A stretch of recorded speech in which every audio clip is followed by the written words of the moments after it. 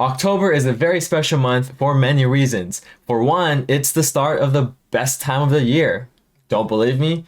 Google it yourself. It also is my birth month, so that should make it special already. But this year is actually a little different than the rest. That's because this October marks my 1 year anniversary of having the Chase Sapphire Preferred card. Almost exactly 1 year ago, I decided to get my first annual fee credit card. I spent hours and hours and hours researching which credit card I should get and which one should be best for me. And everyone seemed to point towards the Chase Sapphire Preferred card. Well, at least it was mentioned on every best credit card, best annual fee credit card, best credit card for travel, forum, blog, post, video for that matter, that I could find. If it wasn't in the top 3, it was at least in the top 5 or at the very, very least the top 10. And it also just so happened to be one of the lowest annual fee credit cards at the time.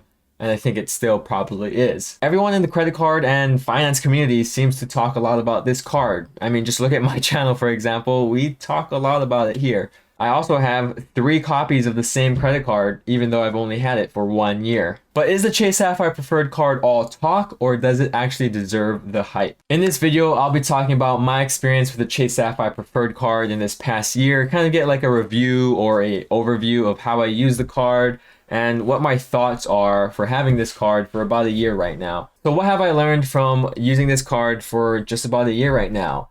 Well, first and foremost, it's a good card, but it's not a great card. To be fair, since I've got this card, I've actually added 3 or 4 more credit cards, so I've actually had to use a bunch of different credit cards throughout this past year just to hit like the minimum spend requirements on all of them. So I definitely didn't use this Chase Sapphire Preferred card as much as I wanted to, just because I was juggling between different cards and trying to keep track of where my money or spend was going to.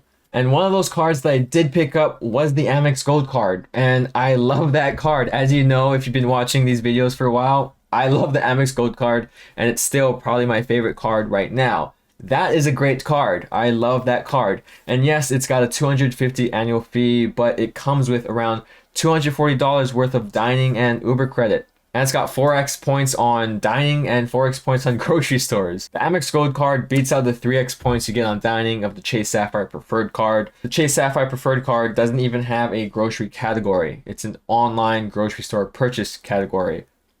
I don't use that. So whenever I'm dining or buying groceries, 99% of the time, I'm using my Amex Gold card.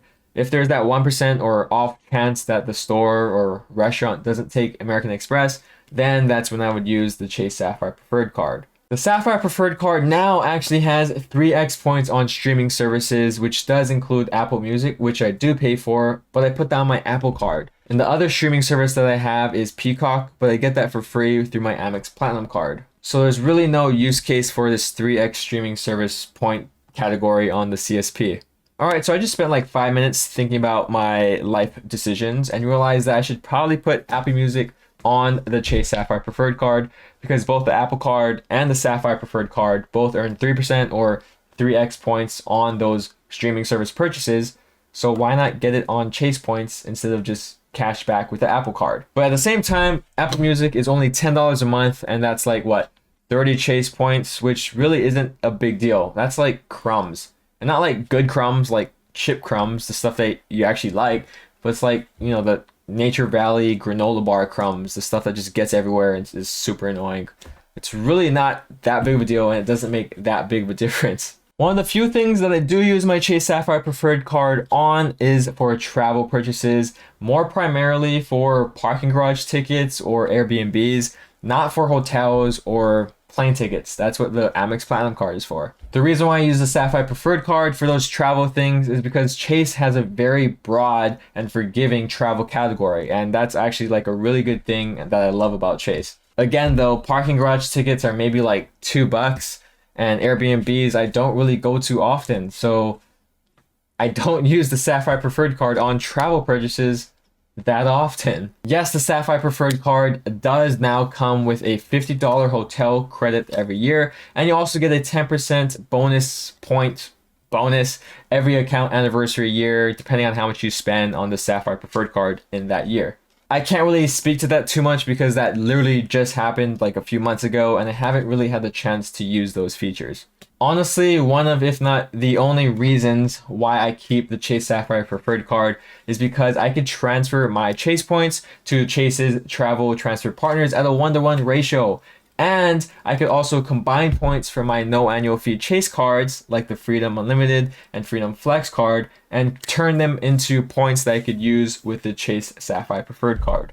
That means the cashback points I'm earning with the Unlimited card or the Freedom Flex card can now be transferred into Chase Ultimate Reward points to be used on like travel and to transfer them out to travel partners. And that reason alone, to me, is why I paid a $95 annual fee, at least now. That is really where the real power, in my opinion, of the Chase Sapphire Preferred card, especially when you combine it with those two other cards, creating aka the Chase Trifecta. Another thing that I noticed from using this card in the past year is that I really like Chase points. Dare I say, a tad bit more than Amex points.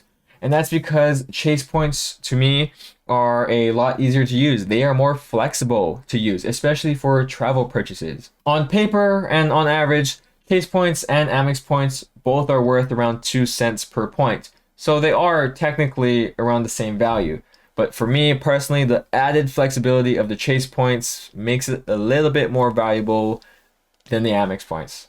However, personally, Amex points have been a lot easier to earn, especially with the Amex Gold card and the Amex Platinum card. So there's kind of a dilemma I have. If I didn't have the Amex Gold card, I would be using my CSP or Sapphire Preferred card a lot more than I do now. Or maybe you just like Chase points. You solely use Chase cards and you just love Chase points. You don't touch American Express. Well, the CSP or the Chase Sapphire Preferred card is going to be the better card for you. But however, I like both Chase points and Amex points, just like to diversify myself like that. So that's why I tend to use the Amex Gold card just a little bit more than the Chase Sapphire Preferred card. But I don't know, maybe you guys like the Chase Sapphire Preferred card more than the Amex Gold card. But to me personally, I think the Gold card does overshadow the Sapphire Preferred card just a little bit. I mean, yes, of course, you do pay for it with a much higher annual fee.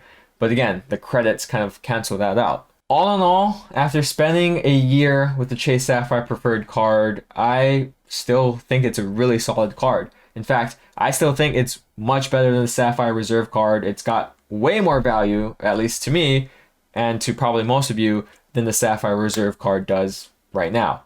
No, it's not a perfect card, but does that card exist anyway?